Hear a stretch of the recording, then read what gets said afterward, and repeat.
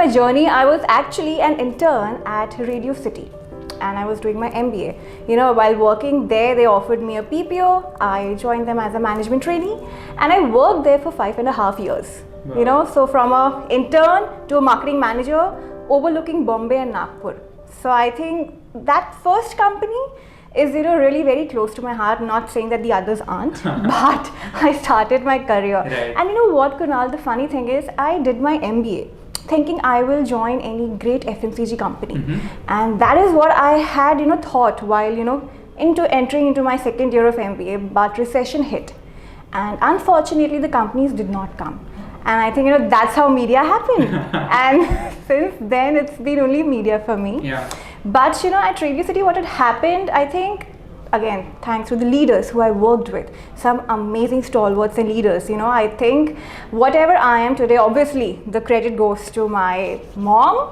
It may sound cliche, but still, and also to the leaders who I've worked with. And at Radio City, the leaders had given me a lot of freedom. Just being a management trainee, there was no micromanagement. They had full faith. So along with me, there was a whole batch of management trainees. So from actually sitting on the floor, putting stickers on the merchandise, and to actually then going to city events and actually making a team and guiding and supervising them. So I think I saw everything at Radio City. After Radio City, I went to Nickelodeon, a very sweet channel, again run by power-packed woman leader. And it was very fun there because with kids what happens, they're very impressionable. Like at radio, the challenge is you have to ensure your content is engaging. Right. Like people need to listen to you to stay tuned. At Nick, the challenge was kids would just flip the channel. So what is it that you would do? And with the tunes out there. So something very interesting, again a hardcore marketer. Right. Wherein I was all into ATL, BTL, and that was the time when actually digital wave was just starting to hit India. Thanks to Modi ji. So I remember one thing I'll say here. So we had a social media team, and what we used to do, not leaking out the secrets, but still, we would always take screen grabs of our episodes and say on social media, hey, stay tuned to the ABC time on ABC date to watch your favorite cartoon. It wasn't working. We were putting out memes, and that time, this is the time when I say, I think 6 years ago or 7 years ago. And we were putting up memes, nothing was working. So, we all were like literally worried what is happening. We are number one when it comes to the TV ratings. But on social media, it's -1. So, that's the beauty of that time, Kunal, because this challenge was thrown in our face. We sat down, we understood the content which is going on TV. The audience is very different vis-a-vis the content for social media. That was the first time we realized and learned this. And after this, my team, created some amazing content on social media. We created snackable content, and since then, my journey into digital social also started. And after that, I worked at TikTok. Now, TikTok again is also very close to my heart. The reason I say because it took me 7 rounds of interview to clear. So I was like, wow, that's been the only company who has actually had such a robust interview process system. So now unfortunately, I joined them within 15 days. The ban comes into place. I'm so glad no one blamed me for it. I wasn't the reason. But again, couldn't work really on India. But fortunately, the country leader and my immediate boss had faith in me and few of us, So we got chance to actually learn global TikTok. By that I meant I worked very closely with the US team, the Brazil team, the MENA team. So that was a fab time, and working very closely with the product teams, the marketing teams, and then eventually looking after the APAC. Now in APAC, I was actually very closely looking at the CA and the South Asia region. So launched TikTok Shop for them, launched Sound On, which was a platform for the music artists. So got to do a lot of fun stuff at TikTok. And after that, I joined Big FM, wherein I am the head of brand and digital for them. I have a sweet team, a lovely team, and enjoying my stint here because out here I get to do what I really love, which is building brands, how you can actually market something. And the beauty of Big FM is we are just not a radio station. Like, we also do podcasts. We are beyond radio. And we are always on a lookout. What is that new thing which we can probably explore. Now, be it any technology driven campaign, I did something, but maybe I'll save that for later. But again, on a lookout, what is it that you can do differently? Right. So that's where I am. I hope this wasn't a long answer. Now, what happens in media and especially marketing, we love research. It's all about data. Yeah. Whichever tool I can get my hands on, if it can crunch data, I will be very happy.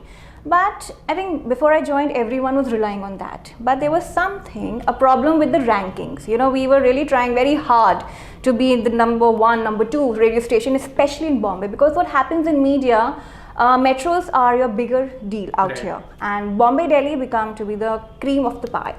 So in this, we were trying to do a lot of things. We did researches, we did campaigns and everything, but nothing was really coming out.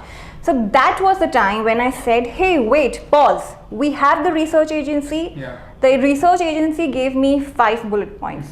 Fair. Should I take it exactly the way it is, or should I actually use my brain and say, out of the 5, should I just pick 3 and then see what the on-ground reality is? Right. So again, I realized there was a major disconnect. What was happening is we were relying a lot on the research.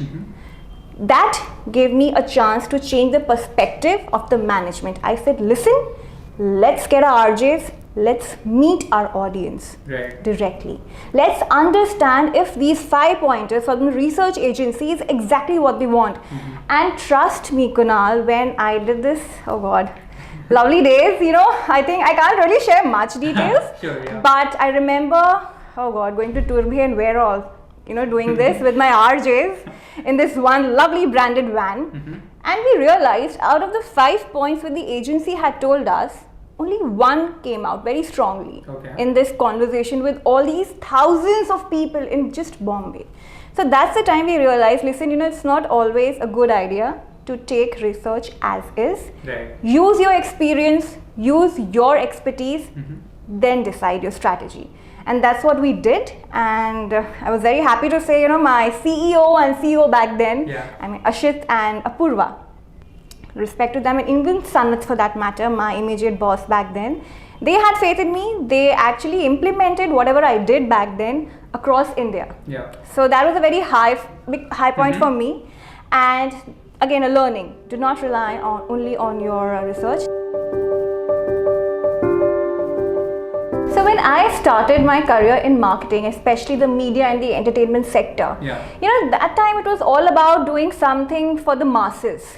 While every decade or every year there is some generation gap or the other happening, and while companies are very clear that hey, this is my TGs. Let's say, for example, I want to target young people and I want to target the older people. Somehow back then, we used to have these cohorts wherein there was an overlap between these 2 TGs, and my platforms for targeting such people used to be similar. Right. Now, after 13 years, there's a clear, distinct gap. If I want to target the Gen Zs, I cannot go to the same platforms. I have to keep my platforms different for a Gen Z and a millennial. My marketing has reformed. In that sense, the platforms are different. That is one. Second, I think the AI is the buzzword right now. Everyone's, been asking, not necessarily in marketing, that if AI is gonna be the new person or, going to replace many jobs. Right. A personal opinion, I think AI is there to help us work more efficiently. We were working efficiently. We knew how to make decisions. We knew how to, actually put better processes in place.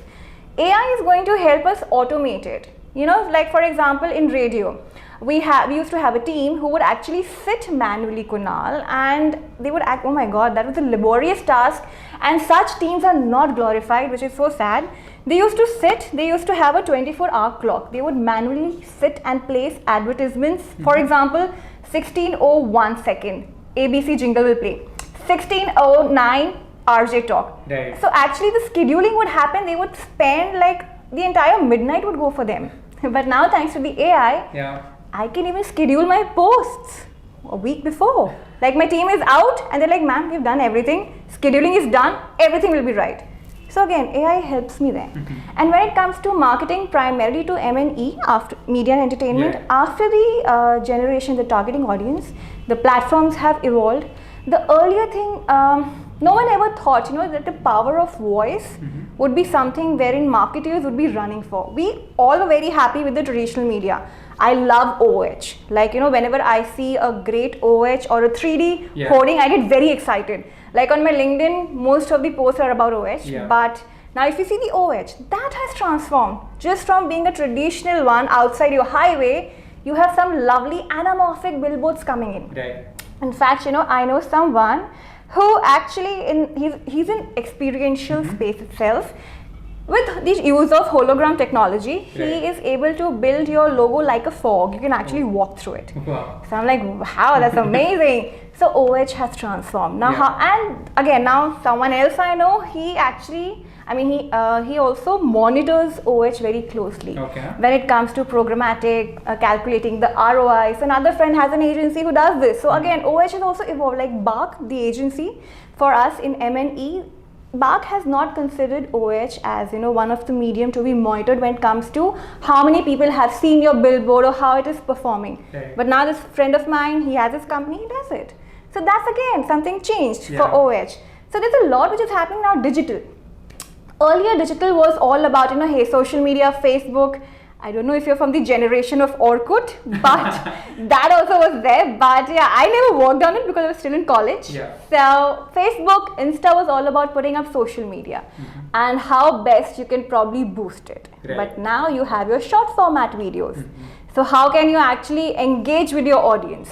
And the last point, I'm aware of few industries or companies wherein now even NFT is coming into M&E. Right. So wherein there's going to be another way of how NFT can be used in radio primarily. So I'm pretty excited for that trend. So a lot has changed, a lot. I'm pretty happy about it. I think I'm in a very good period, not only as a person because I've seen a lot, but in terms of marketing, we're at a great time for marketers. Very happy with it. But anyone who is entering or just starting the career, I would want to say, it's great to be passionate about your field of work. Do not get attached to companies. Be fueled by passion that I'm a marketer, I need to do great things regardless of wherever you are. And in achieving your goals, please take good care of your mental health. I think, unfortunately, companies can replace us anytime, but, we live with ourselves. We can't do that. So it's very important to take care of your mental health and be fueled by your passion towards your profile. That's it, I guess.